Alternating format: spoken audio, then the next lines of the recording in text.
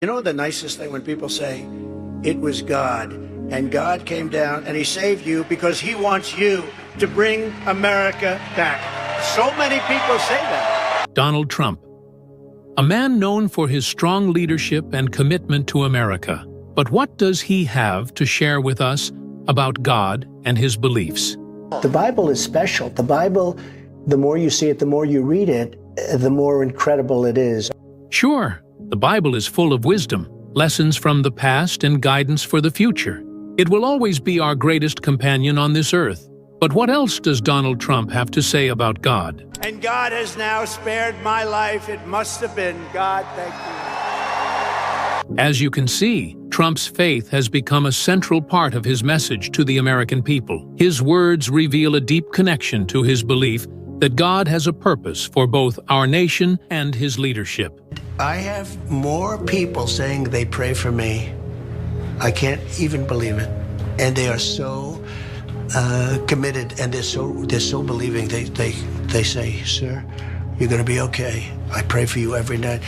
And you, watching on the other side of the screen, do you pray for Donald Trump? If you do, let us know in the comments below. But before we dive into Donald Trump's words, don't forget to check out our playlist on what other celebrities have said about Christ. It's a powerful collection of voices speaking about faith in today's world. Now, let's dive in. We have to bring Christianity back into our lives and back into what will be again a great nation. I said, let me see the chart, bring it down.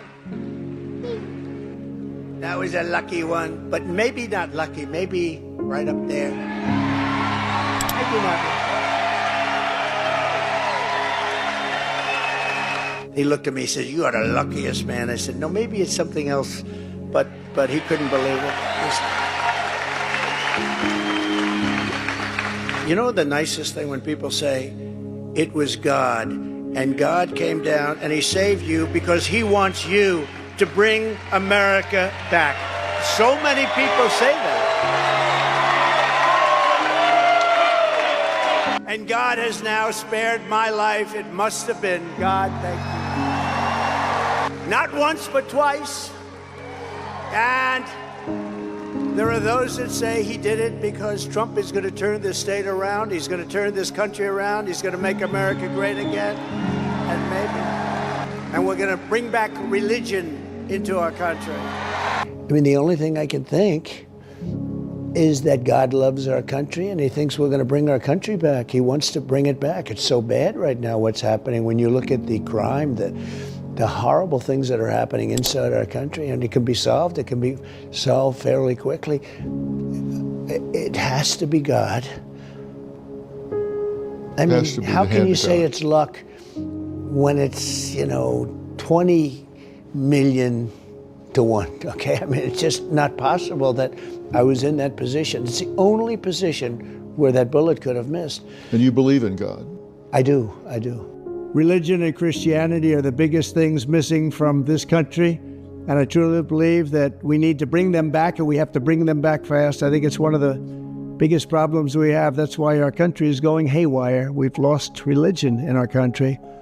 All Americans need a Bible in their home, and I have many. It's my favorite book. It's a lot of people's favorite book.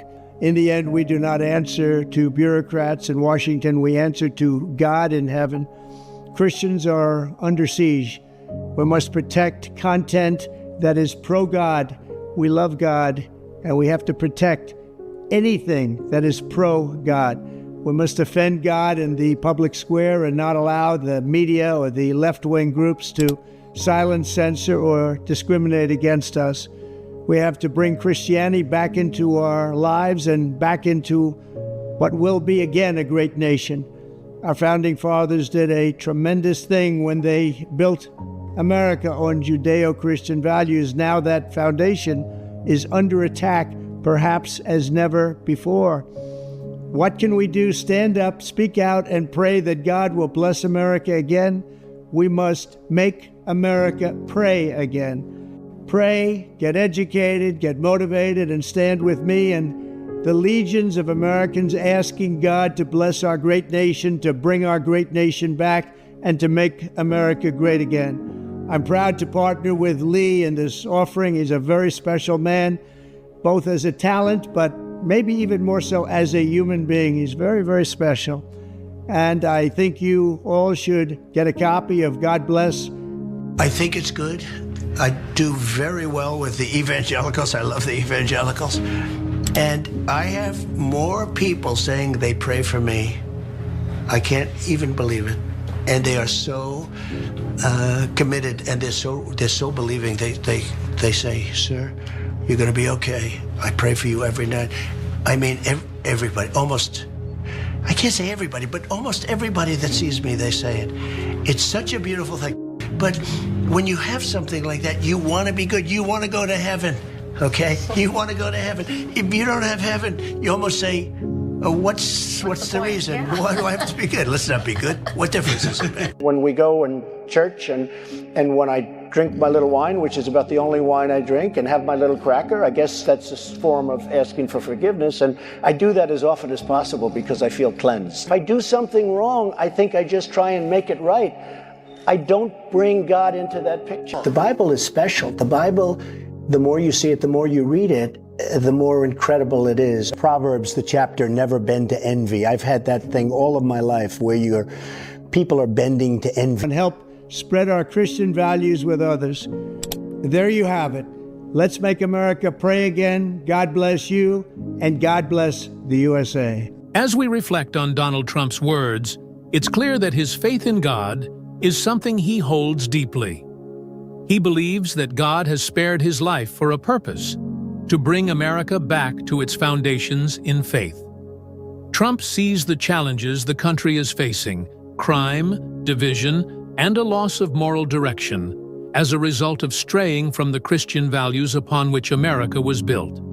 He speaks not just about prayer, but about action, calling for all Americans to return to the Bible, to embrace its teachings, and to let those teachings guide how we live as individuals and as a nation. Trump's faith seems to be more than a personal conviction. It's a driving force behind his vision for the country's future. His message is clear. If we want to restore America to greatness, we must first restore its connection to God. Trump also touches on a powerful idea, that faith is what will ultimately unite us as a country.